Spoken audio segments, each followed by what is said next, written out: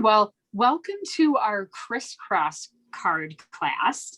And we're doing this card class for Hope Days. So this is one of my random acts of kindness, was to offer this card class and provide all the supplies to people to make the cards. And so you should have your kit. Everybody have their kit? Yes. Yep. Awesome. And so in your kit, you should have a Ziploc bag that has the paper supplies that we're going to need tonight. And also a packet of seeds that we can put in our crisscross card. And then you should have a full sheet of 8.5 by 11 basic white paper. So if you want to grab the white paper, we're going to start with that in just a second. But before we get going, let's go ahead and take a look at my two samples that I have. So both of these samples, I used a sentiment from the Daisy Lane stamp set. So you can see I used the friend stamp on this one, and I used the smile stamp on this one. And really the trick here is finding a sentiment that fits in our 1-inch label. It's 1 inch high, and then making sure that your sentiment stops before that crisscross so that it doesn't get cut off. So these two sentiments fit perfectly. Just to mix it up, tonight I'm going to use a different sentiment. I'm going to use thank you, and I'm going to take that from the Peaceful Moments set, which also fits there perfectly. And kind of what's fun about these cards is you have this little panel here, and the panel pops out so you can write a message on that. But tucked behind the panel, you have a little place to hide your seed packet. So it's kind of a fun card. You don't have to put seeds in it. You could put something else in there if you, I don't know, Kool-Aid packet or I don't know, something else that you think of. But kind of a neat little card, the way that you can tuck a little gift back there. And you don't have to.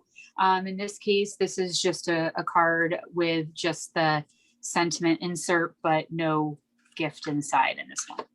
So any questions before we get started? Not yet. Not yet. Awesome. No. Okay, so we're going to start off with our trimmer and an 8.5 by 11 piece of paper.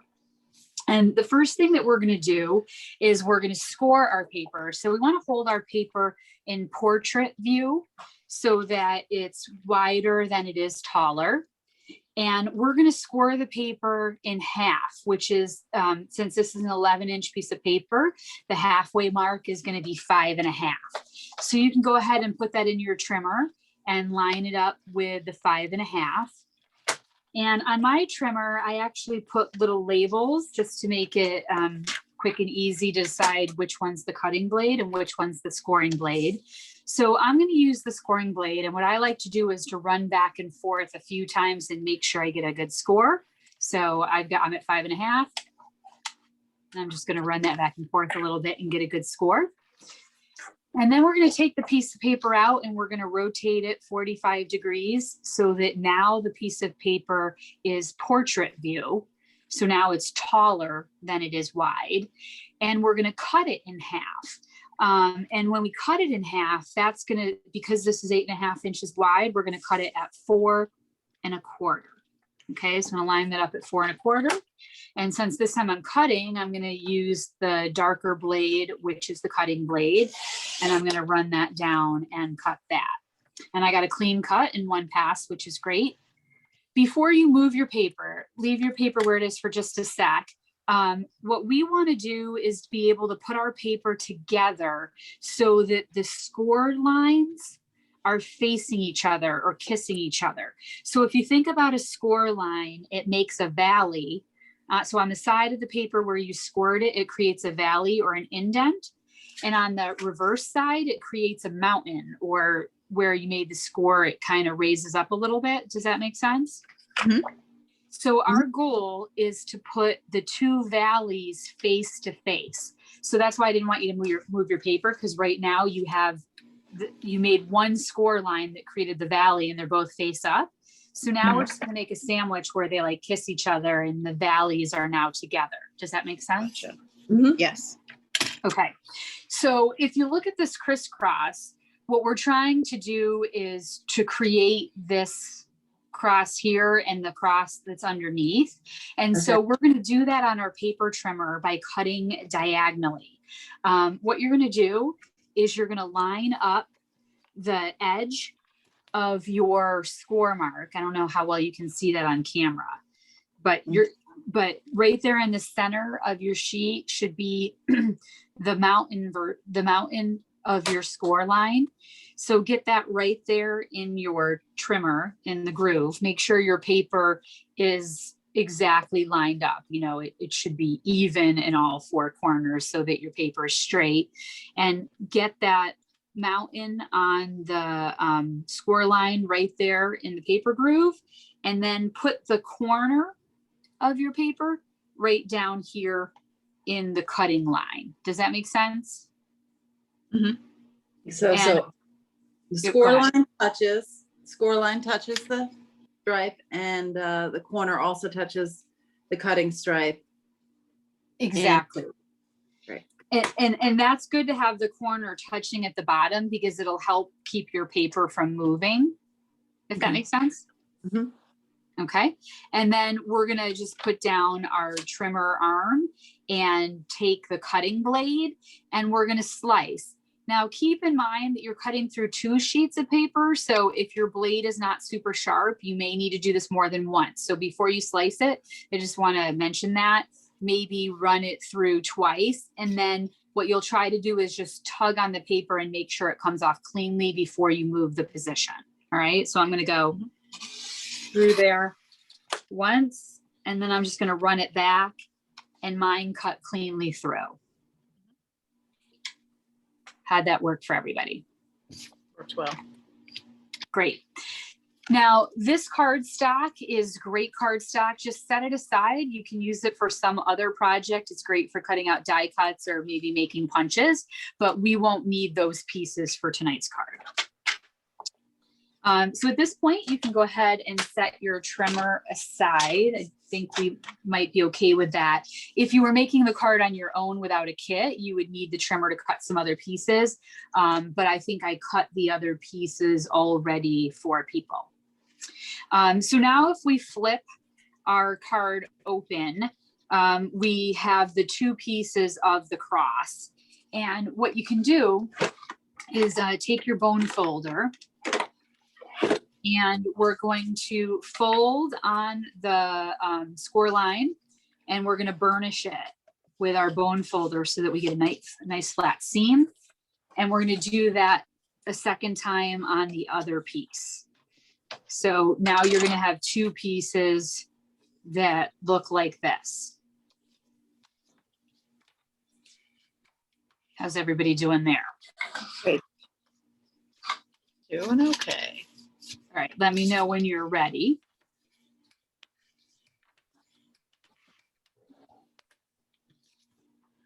Okay. You're good? Okay. I am, but So, how am I holding it wrong? I think I folded it the wrong way. Okay, I'm making it look like yours. Okay. okay. All right. So what we're going to do is we're literally just going to nest them together. So one will go over the other. Now, if for some reason you have any smuts or a little, you know, any sort of like imperfection on your paper, you pick and decide which one you want in the back and which one you want in the front. It could go either way. There's no difference at this point. You're just deciding which one you think is in better condition for if and in my case there's no difference, but maybe if you have a little ding or something there could be. And literally our goal is going to be to fold that down and fold that down, and this is what's going to make the crisscross pocket. So the best way to do this is decide which one's the back. So in my case, my left one is going to be the back, and then I'm going to put adhesive on it.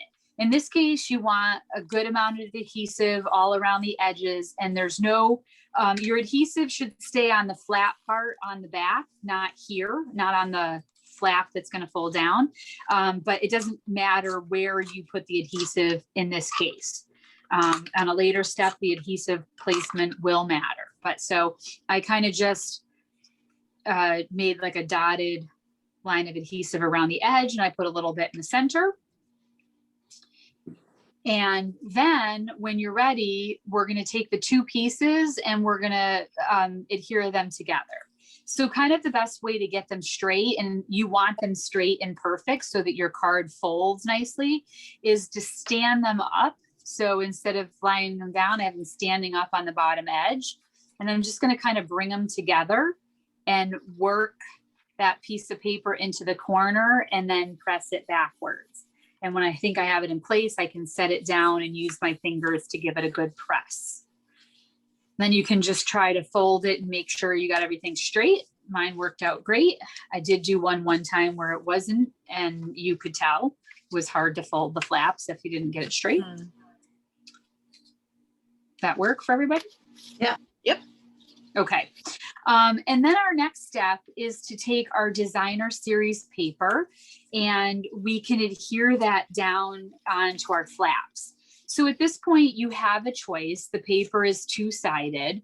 So you could decide to use the yellow and green side, which I recommend because it matches the punch and it matches the seeds.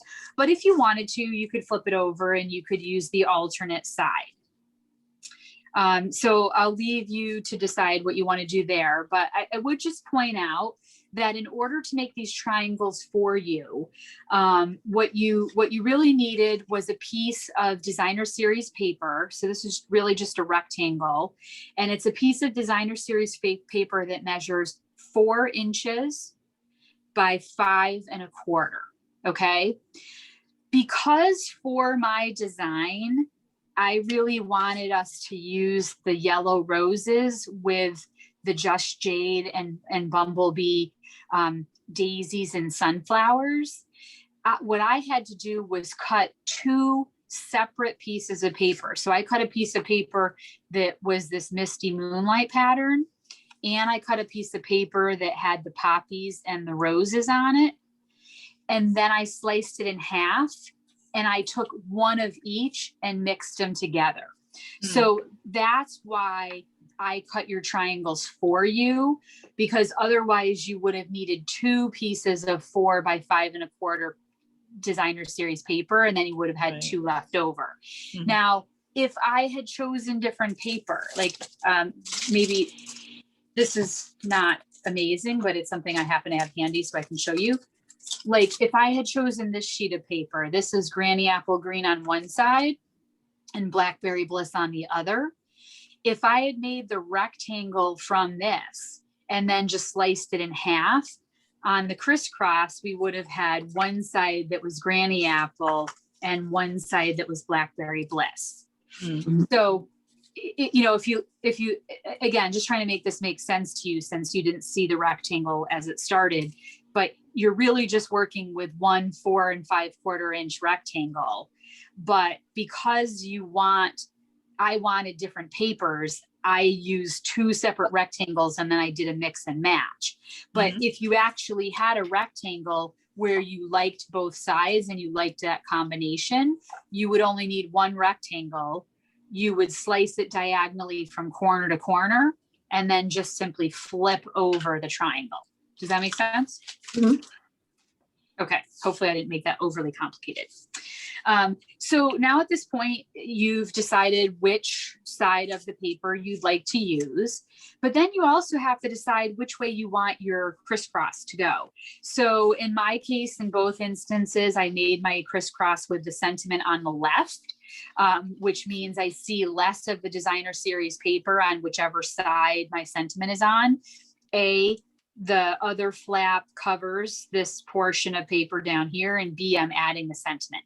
So you could decide, oh, I like the roses better, and I want to put it like this and have my sentiment go here.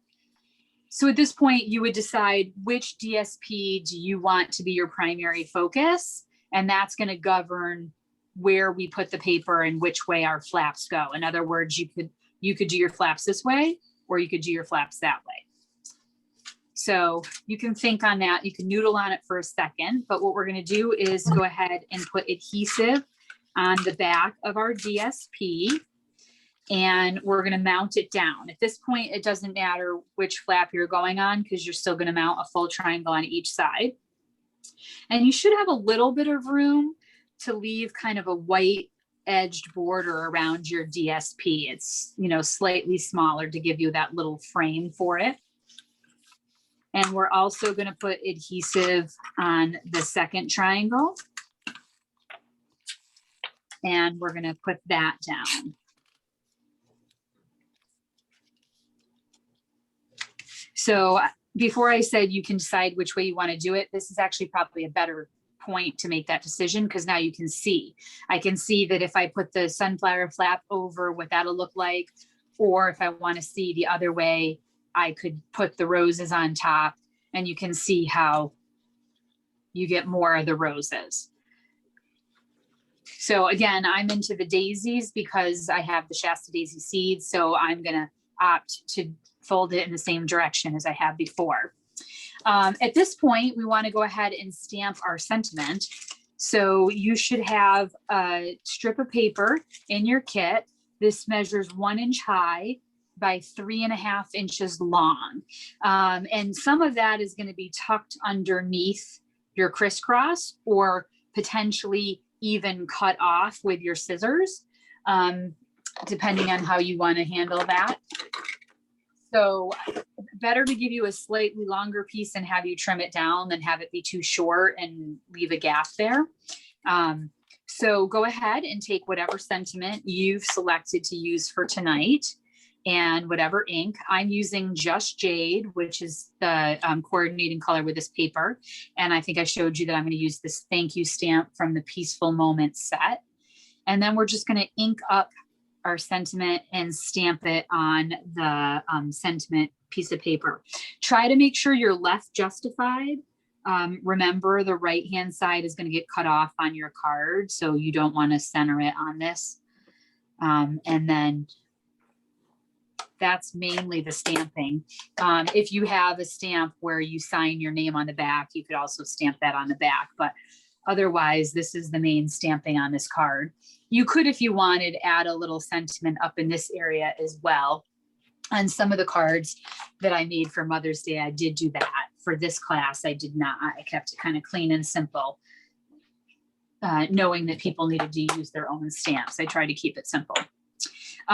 So once you have your stamp sentiment, we're just going to go ahead and fiddle around a little bit about placement. And so for me, I'm going to move it up a hair just to make sure I get that full thank you in there. And that kind of gives me an idea of what I might want to trim off so that I don't see it right here in my V. So I'm just going to kind of make myself a little guideline with a pencil of where I'm going to sniff. And I'm going to take, I could use my scissors or I could use my trimmer.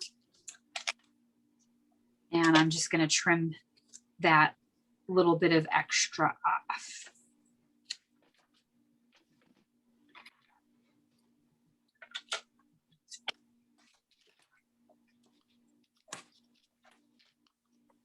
Sorry, that might have been loud. And then if you're happy with that, we're going to go ahead and adhere that down. Oops, I just got the end of mine.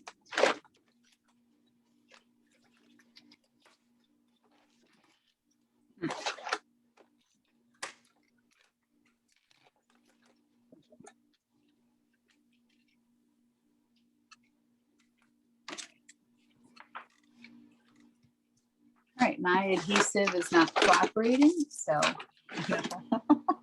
I'm going to switch to green glue.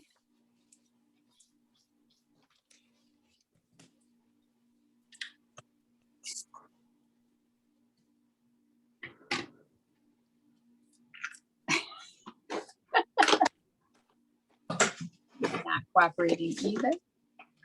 Oh, there we go. Okay.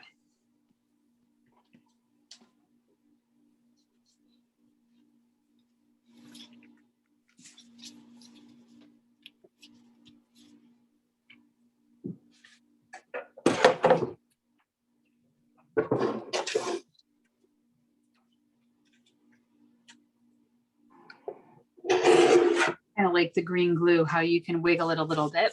Mm. Okay. So now we need to adhere down our crisscross flaps. By now, you know which one is going over the top and which one's going to be underneath. When you put your adhesive on, I want you to be thoughtful about it though, and you're going to keep your adhesive right along the bottom edge.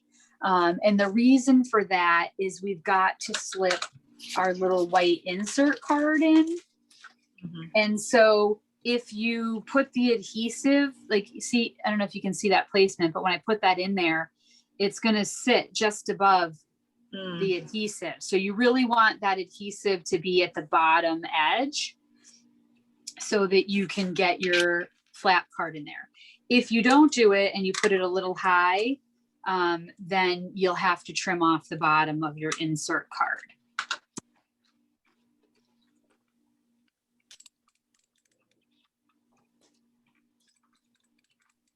All right.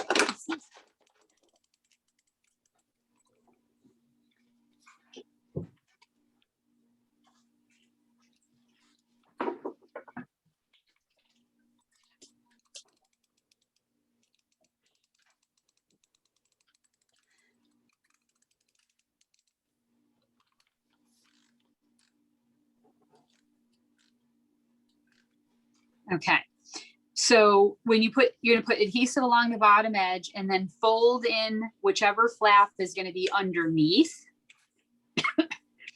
And then you're gonna run adhesive along the bottom of the other flap. Again, keeping it to the bottom edge. And then you're gonna fold that flap over and make the crisscross. Okay, you with me? Mm-hmm. Yes. Awesome.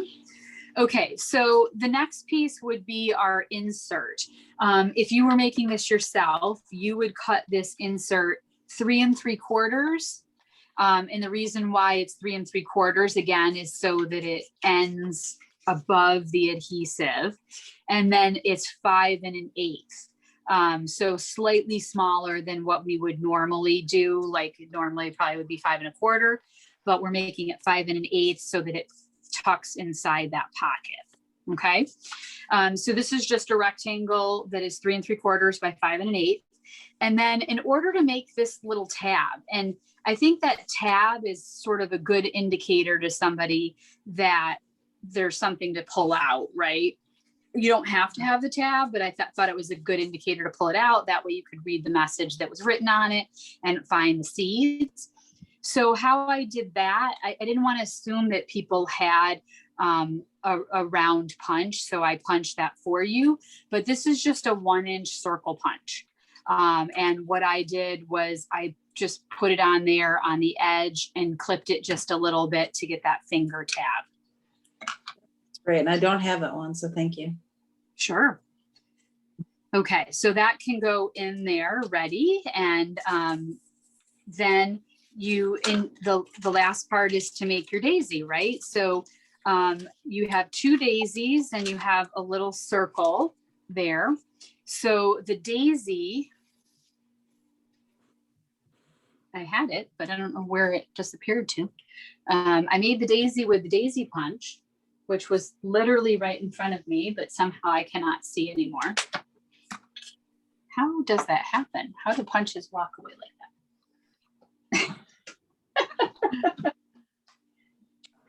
Goodness gracious. Well, I think you guys probably know what daisy punch looks like. Oh, no, I guess I put it away. Must have been industrious and decided to clean. So this is the daisy punch. And this is the large one. There's actually also a medium daisy punch. I used the large one in this case. I thought that it better filled the space of the card.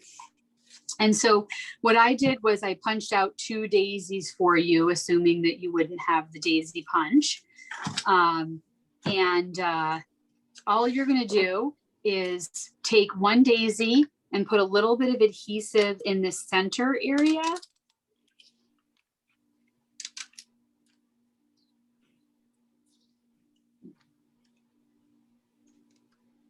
And then you're going to take the second daisy and layer it on top, but you're going to rotate it. So we're trying to make the daisy look nice and full. So kind of spin that second daisy so that it fills in the gaps on the bottom one, if that makes sense.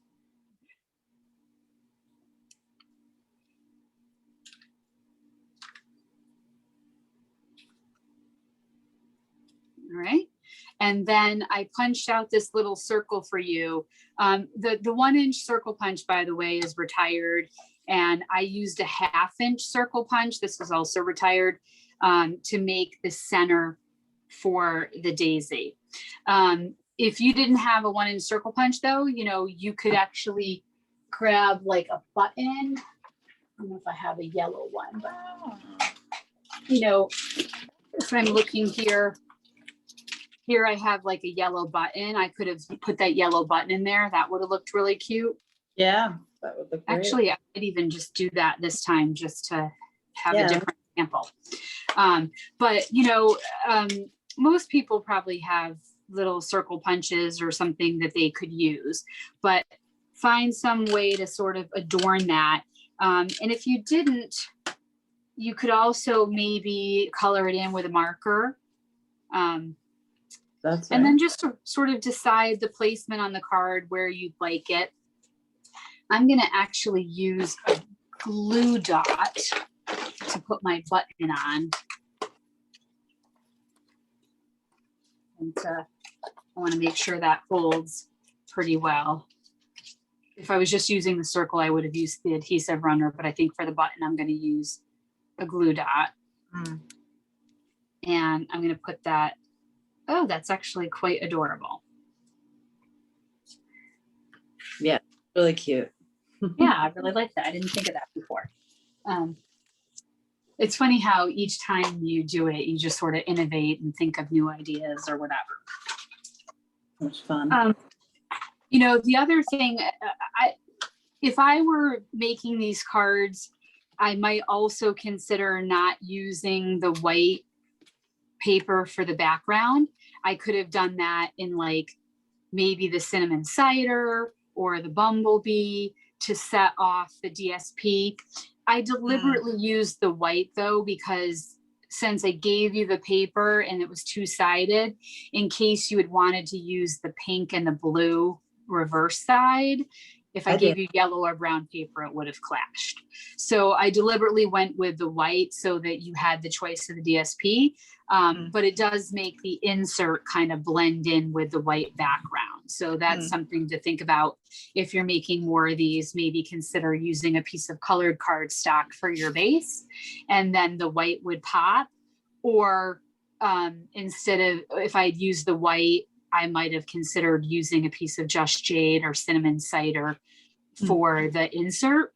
But I also didn't do that because I thought that it would make it a little harder for you to write a message on it. I thought the white was easier to see if you were writing a message. For sure. You know, maybe I could have done bumblebee. It might have gotten kind of yellow though, but anyway, just some thoughts about that. Oh, and then the last piece is to take the seeds that came in your kit and slip those behind your insert.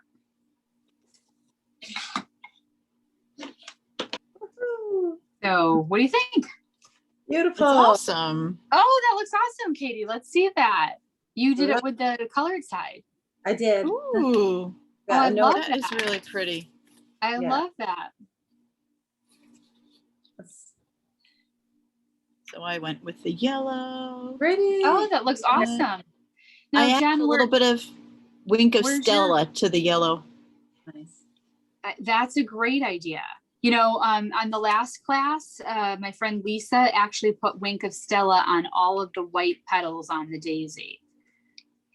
So she made the whole daisy shimmery. Wow. Gotcha. I really like it with the button. Yeah. Yeah, that's a great idea. It gives it some more dimension too. Yeah, I really like that. So, any thoughts about the Criss Cross card? I love it. I love It's seeds. cute. And it's really Gift quick. cards in there. like, I know it didn't seem quick because I talked a lot and tried to walk you through it slowly, but you know, once you figure it out the first time and you get the rhythm of the, you know, the measurements and cutting that diagonal, they go really quickly. Yeah. Yeah. It's nice to give someone something, you know, the seeds. It's nice to give them something. Right. Yeah. Yeah. Yeah. Or like a little face mask or Kool-Aid packet or, you know, I don't know, maybe even an oatmeal packet. If somebody were sick, you could send them like oatmeal or something. A little Trying- tea bag. Did you say that? Yeah, tea bag's a great idea, Little actually. tea bag. Put some nice herbal tea in there. That's a really great idea. Mm-hmm.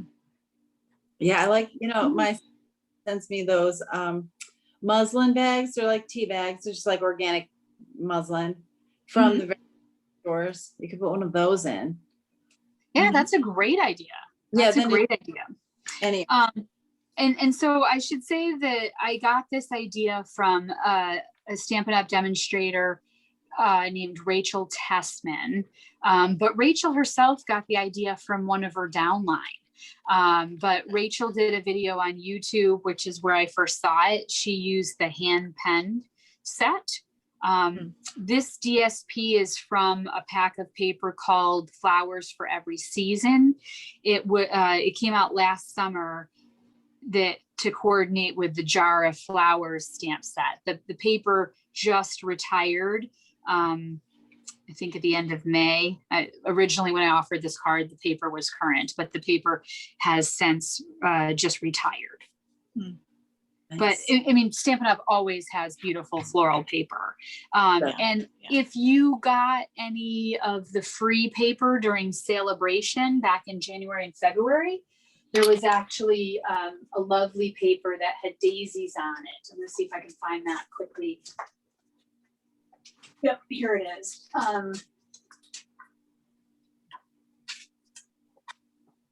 So there was this pack of paper during Celebration called Flower and Field. And in it, Oh, wow. Really it had this gorgeous daisy paper. yeah. So Oh, this those- would be really fun to use with that same daisy punch and make fun cards. I really like those blue flowers in the back. What kind of flowers are those? These, I think, are roses. Oh, blue roses. Nice. That This, means this reminds me of Mary Englebright, doesn't it? yeah. Mm-hmm. So this was gorgeous paper. It was free. And here's some more daisies here.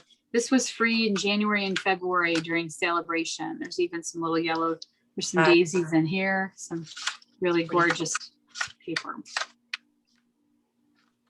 I love that green in there too. Wow, that's some of the nicest papers. Yeah, well, see, and here's a perfect example, right? Where if we had used this piece of paper, I wouldn't have had enough for as many cards as I made. I've now made 43 Criss Cross cards, and I think I made about 15 or 20 kits for you all. So I didn't have enough of this paper to do it with this. But if we go back and think about the rectangle that we discussed, if we had made that rectangle 4 by 5 1/4 and then cut it diagonally, we would have one side with the daisies, and then the back side would have been this black with the greenery. And this is a good example of where one rectangular piece of paper flipped over would have been a perfect complement, where you could have done 2 out of the same sheet. You know, and even this one would have worked that way too. We could use this one with this on the back. Yeah, that'd be an unusual combination. Look really good. Yeah. Whereas when I did the yellow kits for you, I took 2 different pieces of paper, cut them in half, and then knit and match them. But, you know, it's even more convenient if you can find a piece of DSP like that, where the front and the back coordinate and you want to use them together. This is a great card though, too, because like with daisies, like I know, you know, I have a lot of the flowers in my yard are from other people's gardens, and I always think of them. So this is great. Yeah. Well, thank you for joining me for the Criss Cross Card class. I hope you enjoyed learning that fun fold, and that it gives you lots of good ideas for all sorts of beautiful DSP paper that you might have that you can use to make with them. I appreciate you joining me. Thanks for having us.